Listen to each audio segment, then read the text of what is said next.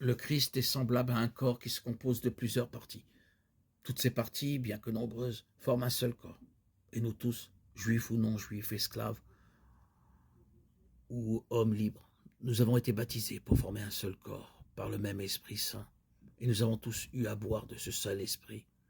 Le corps ne se compose pas d'une seule partie, mais de plusieurs. Si le pied disait « Je ne suis pas une main, donc je n'appartiens pas au corps », il ne cesserait pas pour autant d'être une partie du corps.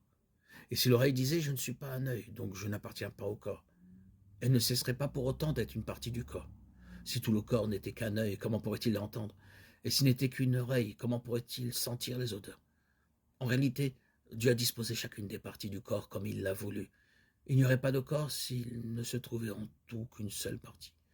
En fait, il y a plusieurs parties et un seul corps. L'œil ne peut donc pas dire à la main « je n'ai pas besoin de toi » et la tête ne peut pas dire non plus aux pieds « je n'ai pas besoin de vous ». Bien plus, les parties du corps qui paraissent les plus faibles sont indispensables. Celles que nous estimons le moins, nous les entourons de plus de soins que les autres. Celles dont il est indécent de parler sont traitées avec des égards particuliers qu'il n'est pas nécessaire d'accorder aux parties plus convenables de notre corps. Dieu a disposé le corps de manière à donner plus d'honneur aux parties qui en manquent. Ainsi, il n'y a pas de division dans le corps, mais les différentes parties ou toutes un égal souci les unes des autres. Si une partie du corps souffre, toutes les autres souffrent avec elle.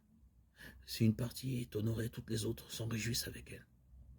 Or, vous êtes le corps du Christ et chacun de vous est une partie de ce corps.